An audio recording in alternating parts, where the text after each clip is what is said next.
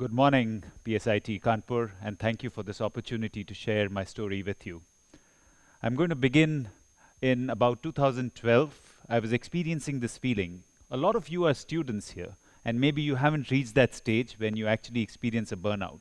But I'm sure at some point of time in your life, you're going to experience this. It's not a pleasant feeling, and it leaves you in this place, which is a situation where you're kind of thinking what you should do ahead and whether life is really working the way it should. So this was, for me, it was around 2012. Our business was in very deep trouble. We had gone through a corporate debt restructuring. Financially, we were not doing well at all. We were trying to do a lot of things, but we were in this vicious cycle, a downward spiral where we were not getting the support we needed. We were losing a lot of people in our business who were not being able to stay with us as we were not sustaining ourselves. I had also, on the personal front, I had recently gone through a divorce. I had 2 children who I was trying to build a bond with. So there was a lot happening in that period. And I was questioning whether I'm in the right place or I should actually give up what I'm doing and start anew. Maybe take a sabbatical for a couple of years and then decide, what am I, is this really the path I want to be on? I had started working in this business in 1999 when my father decided that he wanted to travel the world on his motorcycle, and neither of his sons were interested, and he was not able to sell the business and go on this journey. I decided to come back and get into it, and I felt maybe that had happened just by chance. So maybe my path was something else. And my wife now and a guide and dear friend then asked me a very critical question, and that's something that changed my life.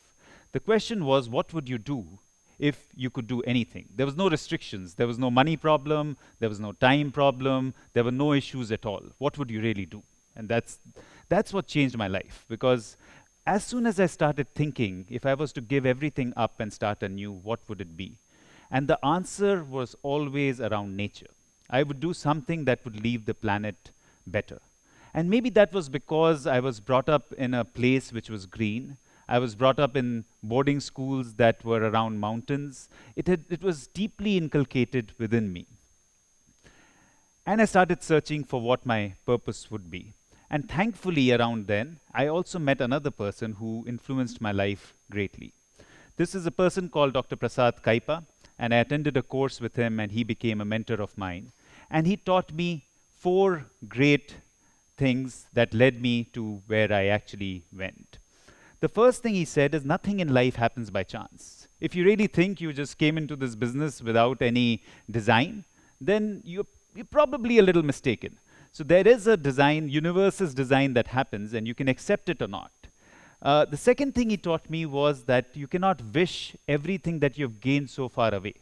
You have to take what you've gained and build on top of that. You can go to the Himalayas and try and find the Shambhala and look at starting anew, but there is already so much that you have. Why not build on top of that?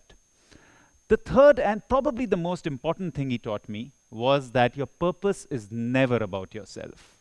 The true happiness that you experience in life is when you're actually doing something for others or you're trying to serve. And so you have to look at what you can really contribute that would benefit mankind or others in your life. And the last thing he taught me was that never think small. Think of how you can contribute 1000x, maybe more than 10,000x of what you're thinking. How can you influence more lives? Or how can you influence lives deeply? So my purpose became to leave the earth cleaner through nature-based packaging. And why did this happen? What I inherited was a pulp and paper company which was making packaging material. Most of you actually use our packaging material on a daily basis. A lot of the soaps in our country are wrapped in that. A lot of the sugar sachets are from our products. McDonald's only uses our paper for their bags, and I hope that you take away a lot of the food stuff when you go to McDonald's, because that helps us sell more. But none of you actually know that we are the people who are doing this. The other problem was that most of the packaging that we did there was plastic added to it. So if you look at soap wrappers, there's plastic on top and plastic in the bottom, and our paper is merely a carrier of that plastic, which also means that when it's thrown away, it has the same consequences as any other plastic would. So we were not really influencing that. So we thought, we have to change that. We are not even creating value. Nobody even knows us. So we decided that we were going to do nature-based packaging. And what does that mean? The first thing is that nature-based packaging comes from nature. It has to emerge from something which is natural. We were also already using sugarcane waste to make our pulp. And that was a great thing because this is a fiber that is actually going to get burnt if it's not used. So we were already in that space. Not only that, we were actually using mainly rice husk and biomass to make electricity. We were not buying any electricity from the government. We were also recovering almost 95% of our chemicals. So we were really green, the way, as green as we could possibly be as an industry. The second thing which was important and we were not doing is that the packaging has to go back into nature. There has to be an end of life. There has to be something which leads it to, get back into Mother Earth. And this was something that we were not managing because we were totally dependent on our converters. So we decided to work in two broad areas. The first was flexible packaging, and we continue to work deeply in that area. The flexible packaging, and when I say flexible packaging, it basically means the potato chip bags that you use every day or many other things which are multi-layered packaging. And they say that, this flexible packaging is not even going to go away in 1,000,000 years because it's so engineered. It's engineered to really protect the material inside. And the other thing was styrofoam. Styrofoam was harming the earth. And again, it was non-recyclable, non-compostable. So we said, we are going to try and find solutions for these two areas. And we are going to find solutions that are backyard compostable. Not just compostable in an industrial facility or recyclable, because we don't have any control on what people are going to do with it. People might throw it and you can't do much about it. So you might as well create things which, if thrown, are actually going to be beneficial for the earth. The third part of nature-based packaging is solutions have to be based on the principles of nature. And what does that mean? So nothing packages as well as nature does. You just have to open your eyes and look around you. As soon as you start looking, you find that there are so many things that nature offers in packaging. The first and foremost principle for packaging is that its dharma is to protect. Now, if you look at a pomegranate, which I've shown on the screen, it's such a fine, fine, fine seed. It's so delicate. And it's so beautifully protected by this outer covering. And you see the inner layers within the pomegranate, which again separate the seeds from one another and keep it protected. And this is just one example. There are so many examples in nature of protection.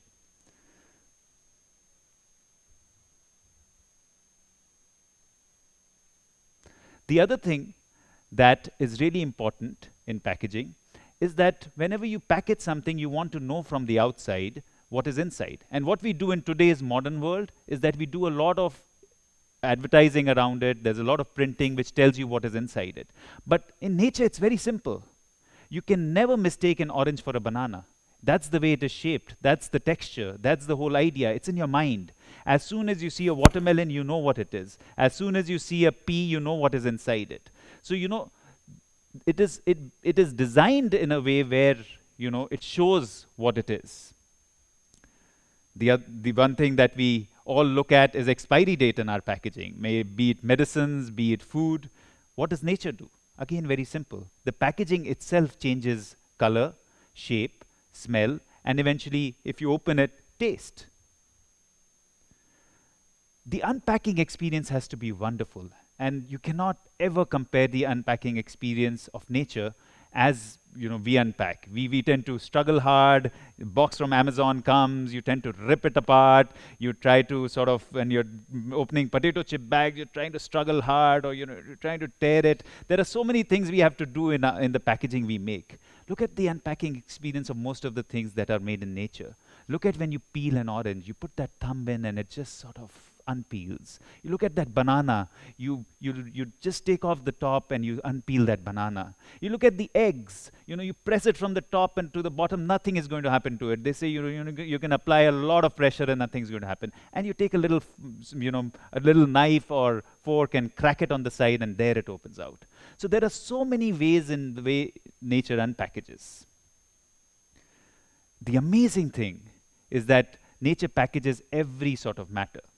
There is the solid, what you see on the screen is a shell of an abalone. It is the hardest substance you can find on earth. There is liquid packaging. You probably drink coconuts, many, many times, and look at that. It carries that liquid for so many months and years within it, and nothing happens. Gas is also covered and packaged in nature. Most of the fishes, they have an air bladder. They contain gas. And of course, gas is also carried within us, our system, our lungs. So there is all sorts of packaging in nature. So these are just some ideas from nature. And this is not it. There is a lot more we can talk about within nature. One of the things is that it uses only a single source of energy. It's only uses sun. There is no real, high-powered coal going into producing packaging from nature. The water usage is minimal. It gives back what it is taking in. So there are so many things we can also look at when process goes. But so what? What are we going to do with that idea? So the main focus for us became, how are we going to make this purpose of making packaging through nature come alive? We all suffer from this. We all get into our comfort zones. Maybe many of us have heard of the Stockholm syndrome, where you find, when you fall in love with your own kidnapper, and you start finding, we hear of people who have been in prison and don't want to leave prison because they're so happy. They become so used to that, I won't say happy. So the idea is to shake yourself and get out of comfort zones or status quo. This is a big one which I had to face many, many times, and I probably continue to face every day. I have to remind myself, am I taking this decision from fear, or am I taking it from a place of love or connectedness? And we find that, in our lives, we feel so much fear of the unknown that we don't want to de-risk. We don't want to take risks. And we get governed from fear. What will people say? What will my parents think? Will this succeed? Will this not succeed? Will my financial security go away? So, these are things that keep you from taking anything, making anything large happen. The last is that we can talk as much theory as we want. We can harp all about nature. We can talk all about protecting the earth, but we have to make it real. We have to find a way to make it happen. So this is the big huzzah. What did we really do, which is changing the way we live, and hopefully will make some impact, through the work that we actually do. So we ended up creating something which is written on my T-shirt. It's a brand called Chuck, which produces compostable packaging to replace styrofoam mainly and plastics. Not only did we do that, we actually ended up challenging a lot of our assumptions. The first was that we went for huge scale. When we went to place order for our machines, our supplier was aghast because we said we want to buy 8 of the fastest, biggest machines and the most automated machines in the world. They said you should start much smaller. Take a small machine, experiment with it, and then go big. We said no, we are trying to make a dent in a huge pile. And in order to do that, we have to find a way to sell it. It's not that we're going to produce less. So we're going to try and produce as much as we can. So we set up a capacity initially of making 1 million pieces a day of material. And we said not only are we going to do that, please also take an order for 8 machines the next year and 16 machines the year after that. So the idea was, how do we go from 1 million pieces to 2 million pieces and then 4 million pieces, and then we will make some sort of a impact. And this was mainly done from a place of wanting to do and be close to our purpose, which we had decided on.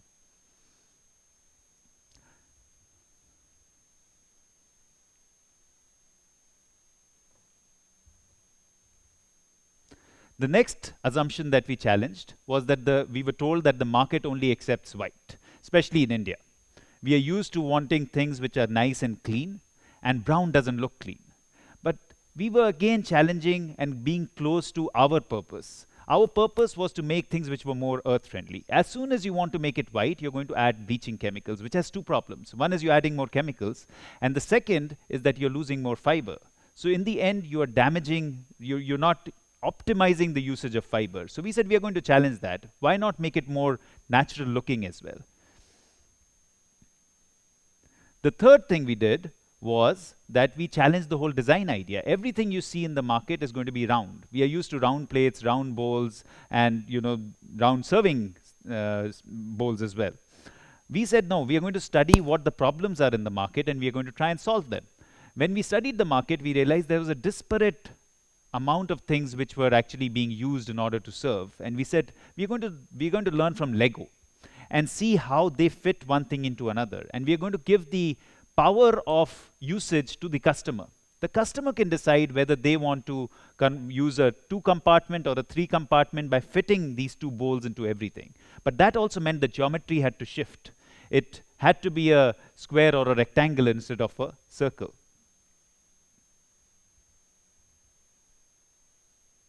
The third thing was, the business typically was divided into 3 broad areas.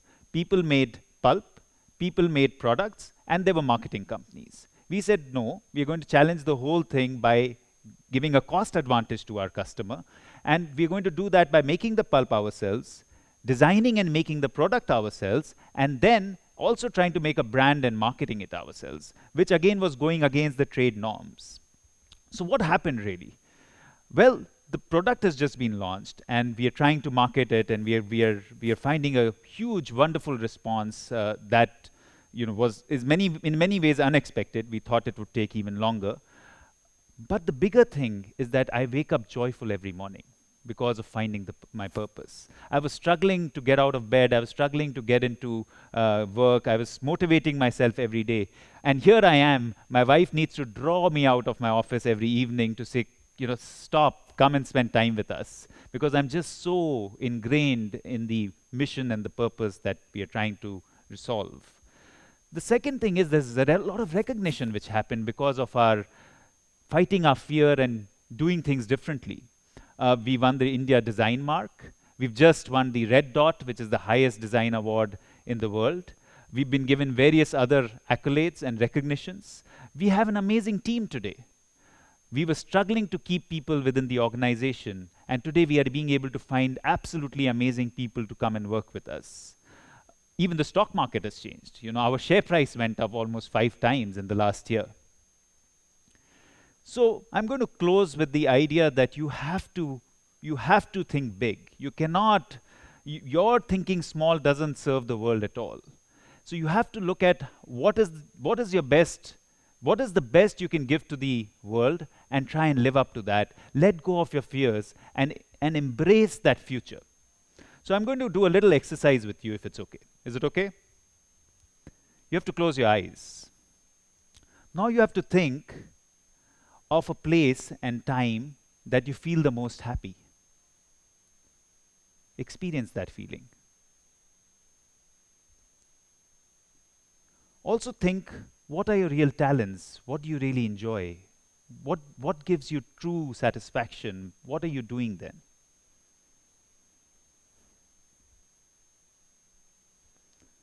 Now think of how you can convert this to serve the world around you. As soon as you get this, you would have found your purpose. So I wish you all the very best. I hope all of you find your purpose, and all of you can live the joy that you are here to live. Thank you.